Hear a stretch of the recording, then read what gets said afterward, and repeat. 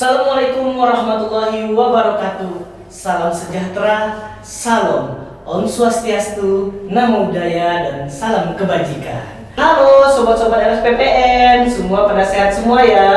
Welcome to Papdom Podcast Hours, penyakit dengan ngobrol-ngobrol. Pada hari ini kita akan membahas penyakit-penyakit tentang bau-bau mulut dan kebersihan terhadap mulut, yaitu nantinya kita akan membahas bersama narasumber yang paling tergaul di rumah sakit kita, yaitu Dr. Riyadin, spesialis bedah mulut.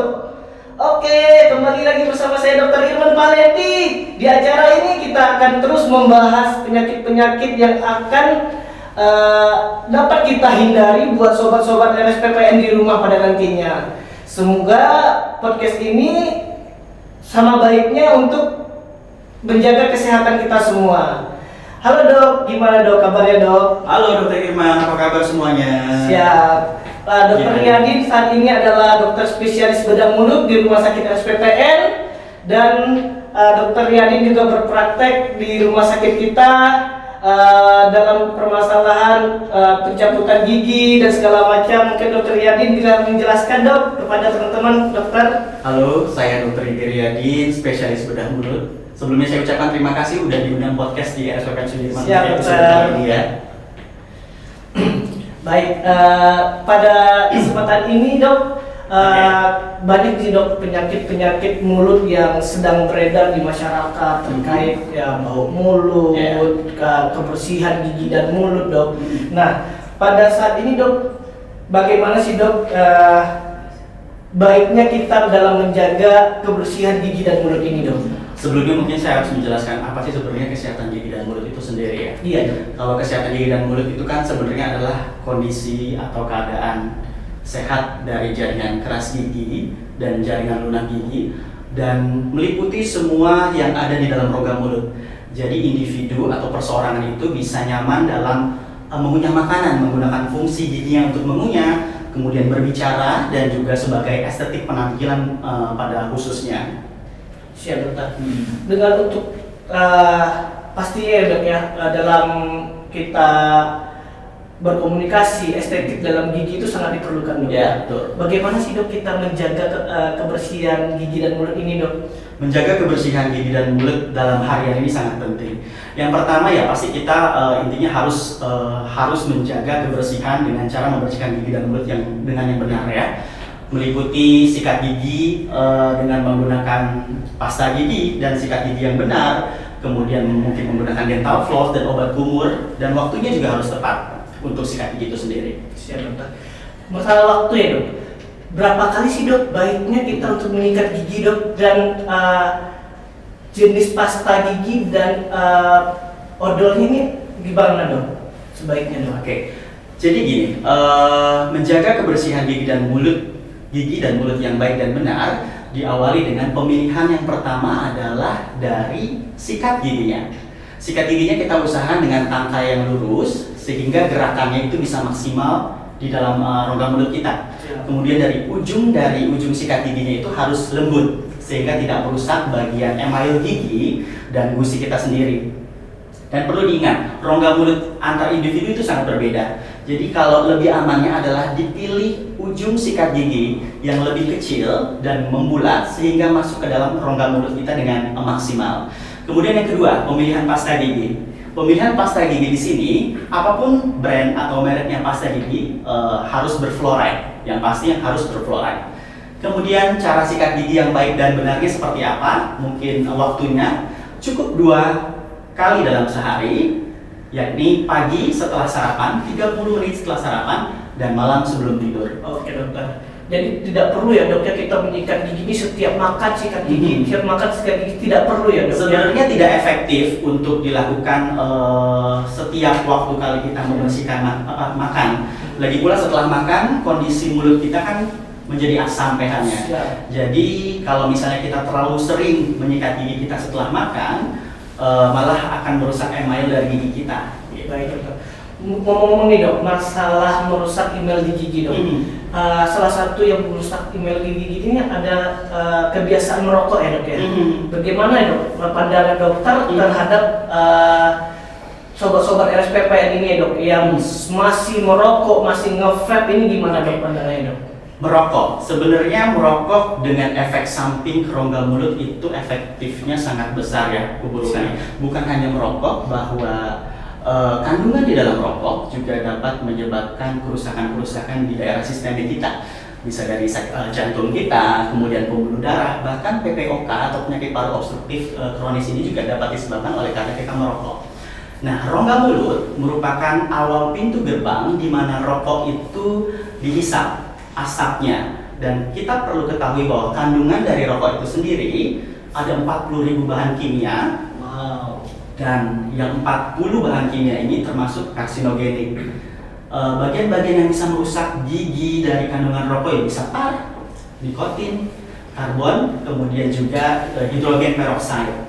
Nah, apa yang bisa menyebabkan, mekanismenya seperti apa yang bisa menyebabkan kok merokok bisa menjadi rusak gigi kita? Yang pertama, tar atau nikotin yang kita hisap dan menempel di permukaan email gigi kita yang lama-kelamaan akan membuat stain dan juga membuat kasar permukaan dari email, sehingga apa? Plak mudah menempel dokter Eman. Sisa makanan jadi menempel lebih mudah, kemudian terjadi plak, terjadi pembentukan karang gigi, dan perlu diingat, jaringan kimia, bahan kimia yang terbentuk dari asap rokok itu merusak pembuluh darah yang di daerah gusi. Bukan hanya di daerah gusi, tapi di daerah tubuh. Apabila pembuluh darah itu merusak di daerah aliran gusi, di daerah gingiva atau gusi, maka pembentukan dari air liur atau saliva pun jadi berkurang. Nah, apabila air ludah kita produksinya berkurang, terjadilah yang namanya serostomia, mulut kering, sehingga apa? Mudah terbentuk bakteri di situ. Karang gigi bermunculan, kemudian apalagi terbentuk lubang gigi yang akhirnya membuat kondisi keadaan gigi dan mulut kita menjadi lebih buruk. Maka stoplah untuk merokok. Izin dok, dengan pertumbuhan bakteri yang ada di mulut, terbentuknya karang, ini kan menimbulkan bau Yes, ya dok ya. yes. Nah, gimana sih dok cara mengatasi bau mulut ini dok, dengan apa gitu dok? Ini permasalahan yang sangat banyak ya, yang sangat umum untuk datang ke dokter gigi. Pasti dengan keluhan, dok, rongga mulut saya bau mulut gitu ya. Bau mulut atau istilahnya halitosis sebenarnya sih banyak disebabkan, bisa dari intraoral atau rongga mulut ataupun sistem tubuh kita. Tapi kasus yang terbanyak memang 85% itu dari rongga mulut. Yang sisanya 15% ini dari sistemik. Bisa dari pasien punya masalah asam lambung, kemudian mungkin punya sinusitis atau masalah di daerah THT, telinga, hidung, tenggorokan. Nah, sebelumnya kita harus cek intraoral rongga mulutnya 85% itu. Apakah ada kerusakan pada giginya? Apakah ada lubang giginya? Kemudian apakah ada karang giginya? Apakah ada sisa akar gigi atau gigi yang mungkin harus kita lakukan pencabutan? Jadi kita koreksi di situ. Jika memang ada permasalahan tersebut, ya harus datang ke dokter gigi untuk dilakukan pembersihan karang gigi, penambalan gigi, dan mengangkat gigi atau mengekstraksi gigi untuk gigi-gigi yang sudah tidak diperlukan. Siap. Saya rasa itu. Baik dokter. Salah satunya ya dok ya untuk menjaga bau mulut pada gigi ini kan dok adalah kumur-kumur ya dok ya. Nah, kumur-kumur itu disarankan yang seperti apa dan bagaimana dokter? Oke. Kita balik di cara membersihkan gigi dan mulut kita setiap hari tadi, setelah pemilihan sikat gigi, kemudian pasta gigi, kemudian sikat giginya, dan kemudian pelengkapnya bisa dental flossing dan juga obat kumur. Nah, obat kumur ini saya selalu mengatakan kepada pasien ada dua jenis. Obat kumur yang tipenya terapis, biasanya mengandung antiseptik yang dosis tinggi, biasanya saya gunakan atau saya resepkan ke pasien pasca pencabutan gigi, operasi gigi, atau sedang ada permasalahan di dalam rongga mulut. Tetapi kalau untuk harian tidak ada masalah tersebut, bisa gunakan obat kumur yang sifatnya kosmetik, yang antiseptiknya lebih rendah, sehingga aman dipakai di dalam rongga mulut, cukup 1 kali sehari. Nah, obat kumur ini baik ya, bagus digunakan karena pembersihan mulut atau gigi jadi lebih efektif dok ya. Jadi kalau dengan pasta gigi dan sikat gigi aja, terkadang sela-sela gigi kita itu tidak maksimal. Makanya digunakan obat kumur dan kemudian juga dibantu dengan dental floss. Siap dokter. Izin dokter, dari kita sudah menjaga mulut kita dengan berkumur, sikat gigi yang mengandung fluoride. Apa perlu nih dok kita untuk ke dokter gigi berapa bulan sekali untuk melakukan fluoride atau gimana gigi? Pastinya dong. Jadi yang tadi saya utarakan adalah cara menjaga kebersihan gigi dan mulut harian di rumah.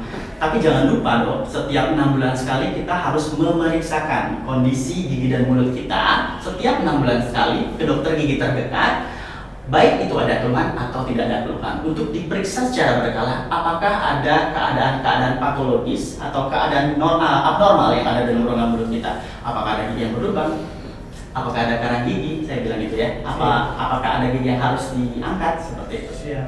Baik dokter.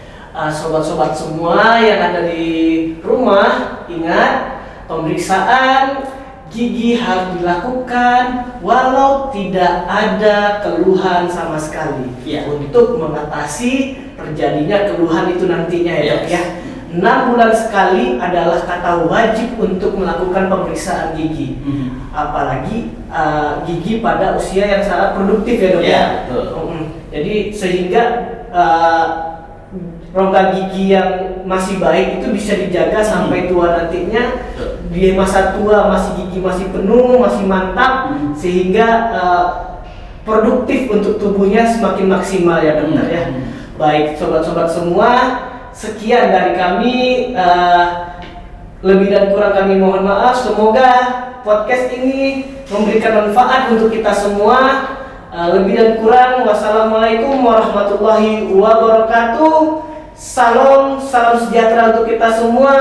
Om Santi Santi Santi Om. Namo Buddhaya dan salam kebajikan. Sehatku, sehatmu, sehat kita.